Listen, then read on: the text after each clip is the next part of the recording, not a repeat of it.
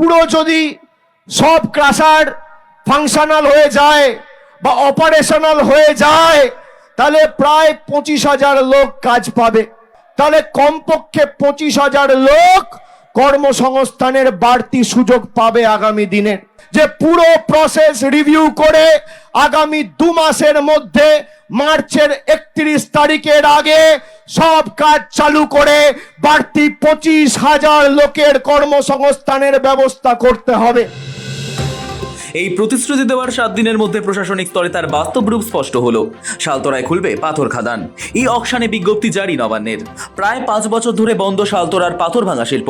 কর্মহীন হয়ে ভিন রাজ্যেই রুটি রুজির ঠিকানা খুঁজে নিয়েছেন এই শিল্পের সঙ্গে যুক্ত প্রায় 20,000 শ্রমিক। তবে রাজ্য বিধানসভা ভোট আসতেই আলোচনায় ফের শালতোরার পাথর ভাঙা শিল্প।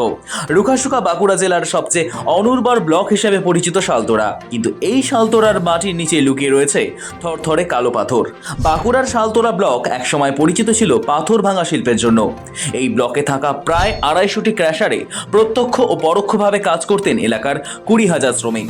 বীরভূমের রামপুরহাট ও পাচামির সঙ্গে সমানে সমানে টেক্কা দিত শালতোরার পাথর ভাঙা শিল্প।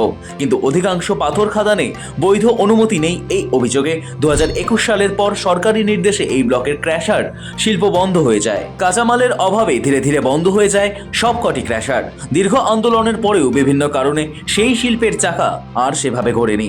কাজ হারানো প্রায় 20,000 শ্রমিকের রুটি রুজির ঠিকানা হয় ভিন রাজ্যে। অচল অবস্থায় পড়ে বিকল হয়ে যায় ক্র্যাশারগুলির কলকবজা।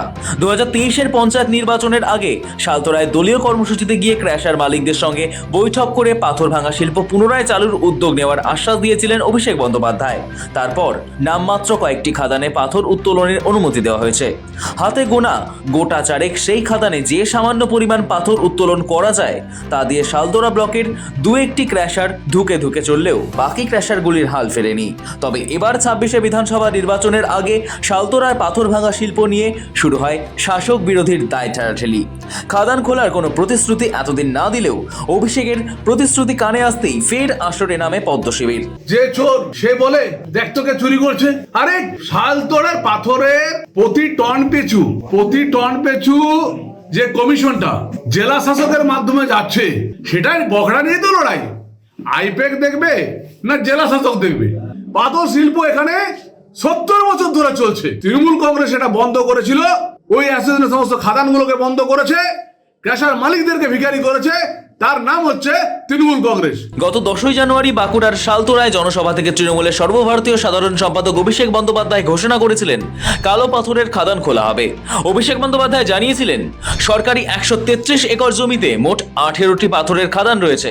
স্থানীয় খাদান ও ক্র্যাশার পুরোদমে চালু হলে প্রায় 25,000 মানুষের কর্মসংস্থানের সুযোগ তৈরি হবে। আপনাদের কথা দিয়ে গেছিলাম আমাদের পঞ্চায়েত নবজোয়ারের যে কর্মসূচি ছিল পঞ্চায়েতের আগে, সেই কর্মসূচি শেষ হওয়ার পরে কিছু জায়গায় মাইন্সের কাজ বা স্টোন ক্রাশার্সের কাজ আইনি প্রক্রিয়া মেনে চালু হয়েছিল।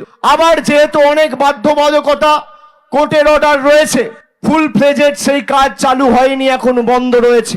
আর পুরো যদি সব ক্রাশার ফাংশনাল হয়ে যায় বা অপারেশনাল হয়ে যায় তাহলে প্রায় 25,000 লোক কাজ পাবে। এবং সরকারি যে 133 হেক্টর জমি রয়েছে সেখানে প্রায় 18টা মাইন রয়েছে।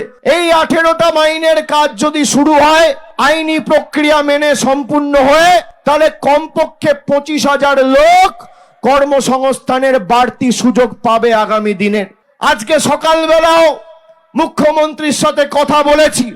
মুখ্যমন্ত্রীর দপ্তর থেকে সরকারি বিভিন্ন বিভাগ, সংশ্লিষ্ট দপ্তর, আধিকারিকদের নির্দেশ দেওয়া হয়েছে যে পুরো প্রসেস রিভিউ করে আগামী 2 মাসের মধ্যে মার্চের 31 তারিখের আগে সব কাজ চালু করে বাড়তি 25,000 লোকের কর্মসংস্থানের ব্যবস্থা করতে হবে।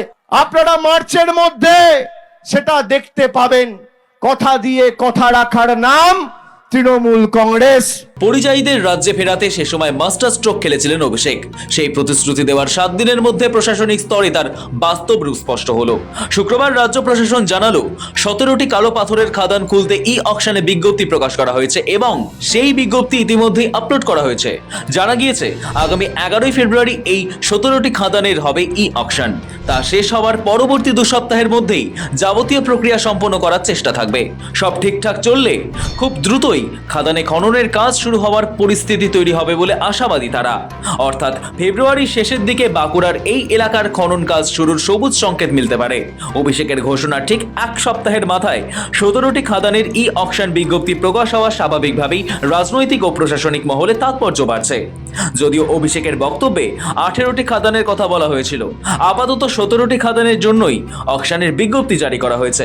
প্রশাসনিক সূত্রের দাবি ধাপে ধাপেই গোটা প্রক্রিয়া এগোচ্ছে। স্থানীয়রা বলছেন দীর্ঘদিন ধরে বন্ধ পড়ে থাকা খাদানগুলি খুললে এলাকার অর্থনীতিতে বড়সড় প্রভাব পড়বে। কাজ পাবেন স্থানীয় শ্রমিকরা, লাভবান হবেন পরিবহন ও ছোট ব্যবসাগুলি। অন্যদিকে প্রশাসনের তরফে জানানো হয়েছে পরিবেশ সংক্রান্ত সমস্ত নিয়ম মেনেই খনন কাজ শুরু হবে। সব মিলিয়ে শালতোড় ঘিরে যে কর্মসংস্থানের প্রতিশ্রুতি দেওয়া হয়েছিল তা যে কেবল রাজনৈতিক বক্তব্যে আটকে থাকেনি তার ইঙ্গিত মিলেছে এই ই অকশন বিজ্ঞপ্তিতে। এখন নজর 11ই ফেব্রুয়ারির দিকে। তৌসিফ আহমেদ ও সৌভিক সান্যালের রিপোর্ট, সময় কলকাতা।